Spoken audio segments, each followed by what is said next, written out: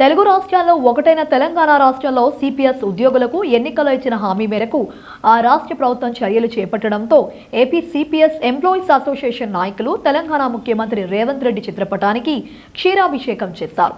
ఉద్యోగులకు సిపిఎస్ను రద్దు చేస్తూ పాత పెన్షన్ ప్రవేశపెడతామని అసెంబ్లీలో ప్రకటించిన తెలంగాణ ముఖ్యమంత్రి రేవంత్ రెడ్డి చిత్రపటానికి కృతజ్ఞతగా తిరుపతి ఎస్వి యూనివర్సిటీ వద్ద గల డాక్టర్ అంబేద్కర్ విగ్రహం వద్ద పాలాభిషేకం చేసినట్లు అసోసియేషన్ నాయకులు తెలిపారు.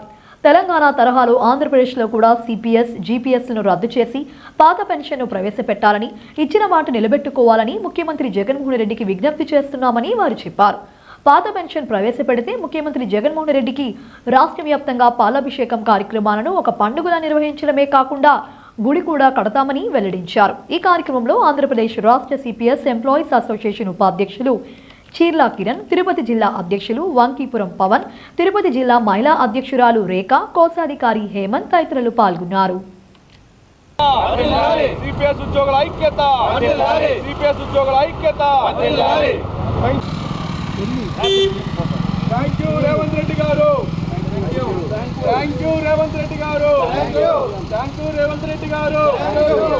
Thank you CM Revanth Reddy garu. Thank you Telangana CM Revanth Reddy garu. Thank you CM garu. Thank you Telangana CM Revanth Reddy garu. Thank you Telangana. మా అందరికి కూడా చాలా ఆనందదాయకం.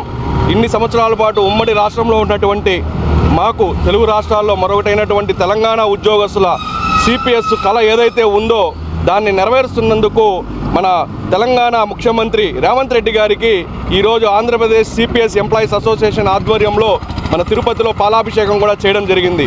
నిజంగా ముఖ్యమంత్రి గారు ఇచ్చిన హామీని వెంటనే వచ్చిన ఒక నెల కూడా కాలేదు, వెంటనే ఉద్యోగస్తులపైన ఉన్నటువంటి ప్రేమ అభిమానంతో ఆయన పెన్షన్ ఒక విలువ తెలుసుకొని ఉద్యోగస్తులకి వెంటనే సిపిఎస్ను రద్దు చేస్తున్నట్టుగా నిన్న అసెంబ్లీలో ప్రకటించడము చాలా ఆనందదాయకం. తెలుగు రాష్ట్రాలు మొత్తం దీన్ని హర్షిస్తున్నాం.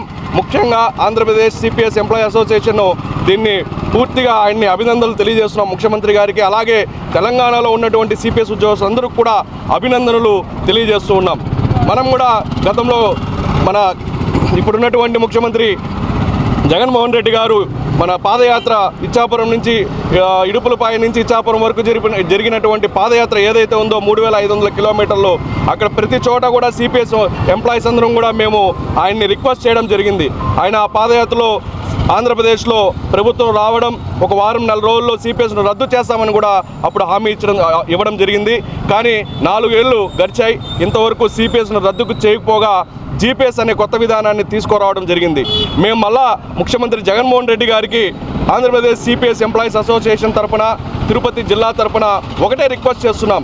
అయ్యా, మీరు ఇచ్చిన హామీని నిలబెట్టుకోండి. మళ్ళా ఉద్యోగస్తులందరూ మీ వెంట నడవడానికి సిద్ధంగా ఉంటారు. ఏదైతే తెలంగాణ రాష్ట్ర ప్రభుత్వం ఇచ్చిన హామీని ఏ విధంగా నిలబెట్టుకుందో ఆ విధంగా మీరు నిలబెట్టుకోవాలని చెప్పి మరొకసారి విజ్ఞప్తి చేస్తున్నాం.